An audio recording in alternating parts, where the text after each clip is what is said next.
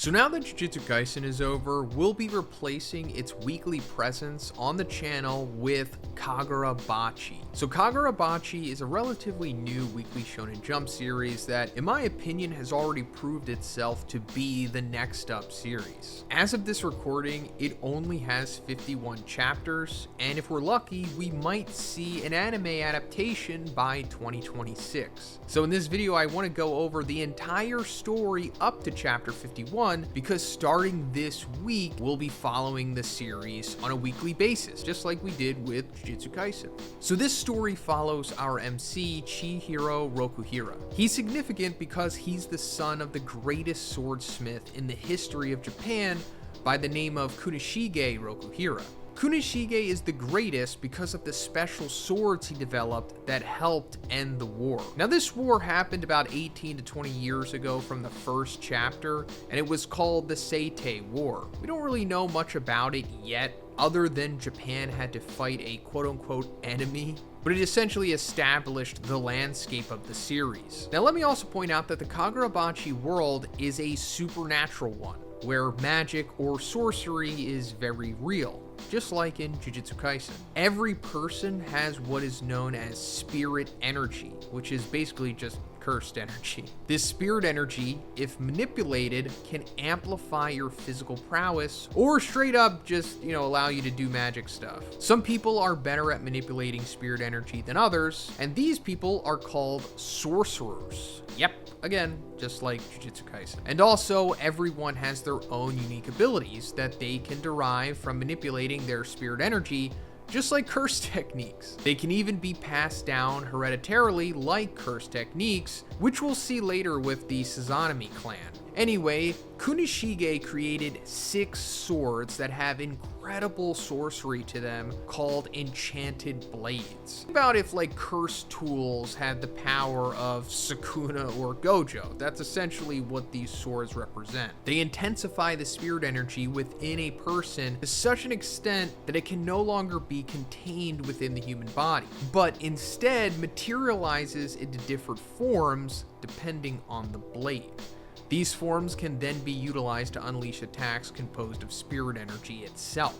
Kunishige was able to develop these blades by crafting a rare ore that was discovered during the war called Datenseki. It essentially acts like an infinity stone, I guess, almost with like how much power it gives off, and that if you try to hold it, you'll just explode. But Kunishige was the only person in history who could stabilize and utilize the Datenseki effectively. So let's go over these enchanted blades. And also, I know I said he made 6, but it turns out that he actually made a 7th blade in secret. And that is the sword that our MC Chihiro wields. It's called Enten, and it has 3 abilities so far that manifest as different colored goldfish. Kuro summons black goldfish that essentially release flying slashes. Akka summons red goldfish that block for Chihiro but also absorb an attack or sorcery that Chihiro himself can then use temporarily. And then we have Nishiki, which summons a tricolored goldfish and cloaks Chihiro with high density spirit energy, giving him amplified speed and just overall more powerful strikes. Then we have Cloud Gouger, Shinuchi, Kumiura, and Tobimune. The last 2 swords haven't been revealed yet. It also turns out that in order to use these swords, you undergo what is known as a lifelong contract, meaning that once someone becomes the wielder of an enchanted blade, only they will be able to access the blade's abilities until their death. So only one person can use them at a time. It's kind of like devil fruits. Also, once they become contracted to the blade, they lose their ability to use sorcery.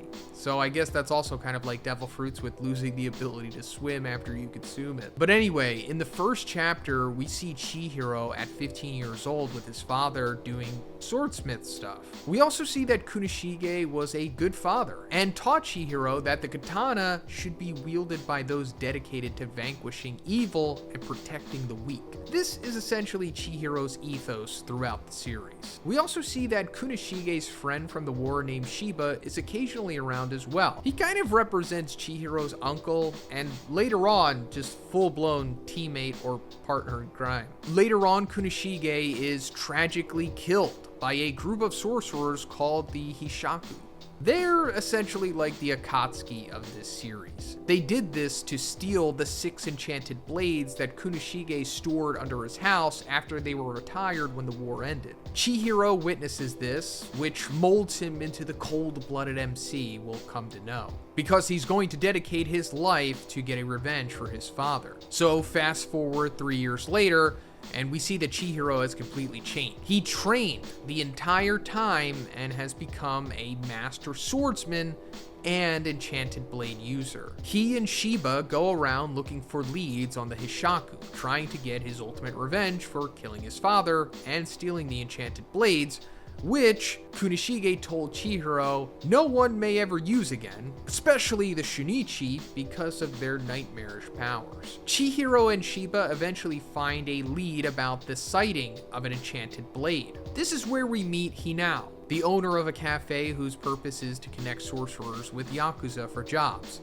It turns out that the person who saw the enchanted blade was this little girl named Char.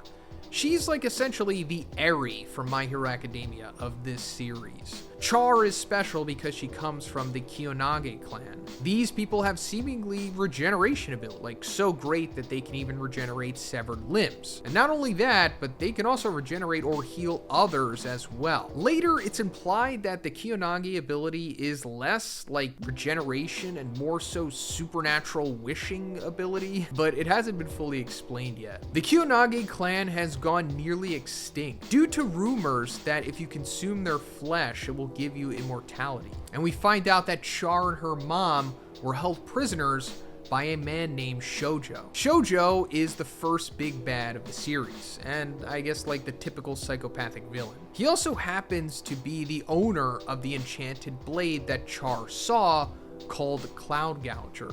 Chihiro and Shiba find out about SoJo after interrogating one of the sorcerers he contracted to retrieve Char, who had escaped him. Later, Chihiro meets up with his old friend Azami, who is a part of the Kabunabi. The Kabunabi is essentially the secret sorcerer police of Japan.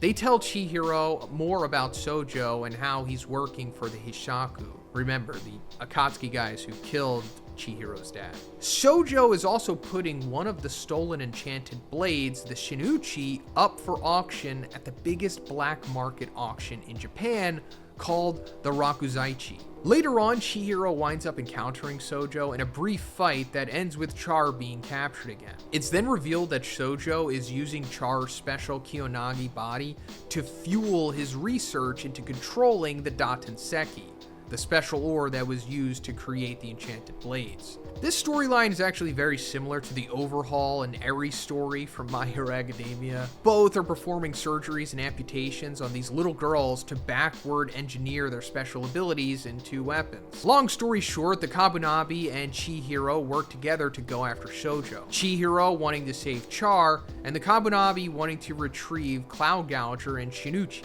The Kabunabi are very keen on keeping the enchanted blades under their control. They wind up sending a special task force of sorcerers to take down SoJo, but are ultimately defeated by him using his ultra-powerful Cloud Gouger's lightning abilities. Chihiro winds up saving Char and then fighting SoJo afterwards, defeating him, as well as breaking Cloud Gouger in the process, which he takes for his own use. After being defeated by Chihiro, SoJo tries to harness the power of the Datenseki in one last Hail Mary, but winds up exploding from the power. Afterwards, the Kabunabi reflect on SoJo killing and maiming their special team, and decide that Chihiro cannot be trusted with the 2 enchanted blades. So they send their strongest fighter by the name of Hiyuki after him. Now, the black market auction known as the Rakuichi is the main focus. As before SoJo died, he put the Shinuchi, one of the enchanted blades, up for auction in it. So, in 18 days, it will be bidded on by the Japanese underworld. Naturally, Chihiro and the Kabunabi are trying to stop this in their own way. Chihiro just taking it by force, and the Kabunabi Kabunabi just straight up buying it for themselves. Later on, as Chihiro is going around for leads, he comes across some thugs who he quickly takes care of, but saves a bystander in the process by the name of Hakuri. Coincidentally, it turns out that Chihiro indirectly saved Hakuri back in his first encounter with SoJo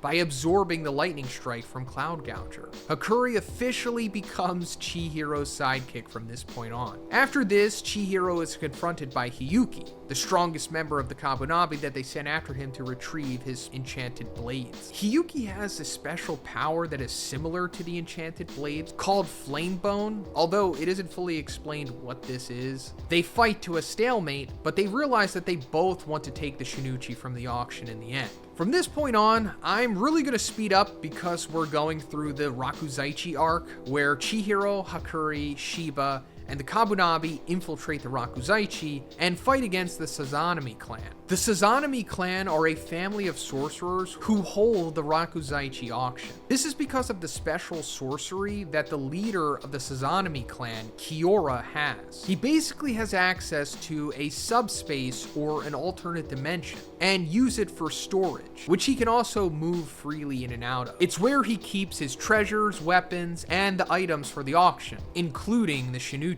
Long story short, Hakuri is actually Kiora's son, but he was like the black sheep of that family and couldn't use sorcery like the rest of them, so as a result, he was abused. This is why he's so willing to help Chihiro take them down. As the arc goes on, Hakuri fights his psychotic brother, and their fight leads Hakuri to awakening his sorcery.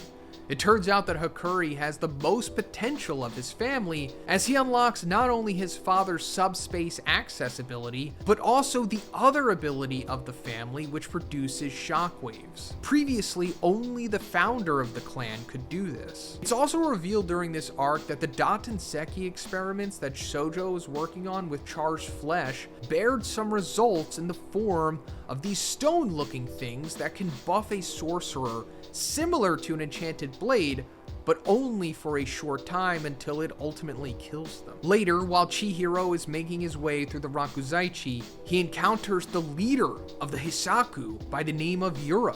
Ostensibly, this guy is the final boss of the series, but I'm not so sure since it seems more likely that the ponytail guy from the first chapter will be. Chihiro freaks out, of course, since Yura is responsible for his father's death, and they fight.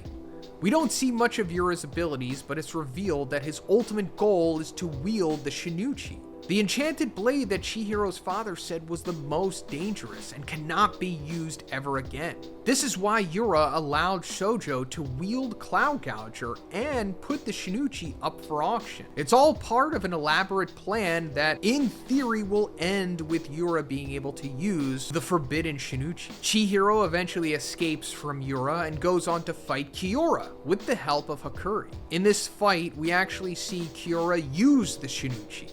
This is because the Shinichi is special, and that others can use it even if the original user is under contract with it. The Shinichi is so powerful that Kiora can't even unsheath it, but it's still able to produce some of its abilities that seem to spread like a liquid virus representing plant life that kills everyone around. Eventually, Chihiro, with the help of Hakuri, are able to defeat Kiora, and afterwards we see Chihiro and Hiyuri making a deal. The Kabunabi can take the Shinichi, but in exchange for allowing Chihiro to keep his own N10 enchanted blade, he will join the Kabunabi himself. After getting some pushback from the Kabunabi leaders, they eventually allow Chihiro to join their task force to protect the people who are contracted to the enchanted blades. They are currently being protected by the Kabunabi in special locations. This is because if the Hishaku or someone else were able to find them and kill them, then they would be able to use the powers of the blades themselves. So we see that we kind of have this power struggle going on in the series. The Kabunabi have the users of the enchanted blades, while the Hishaku have the enchanted blades themselves. So far, we have seen all 5 living contracted users of the enchanted blades.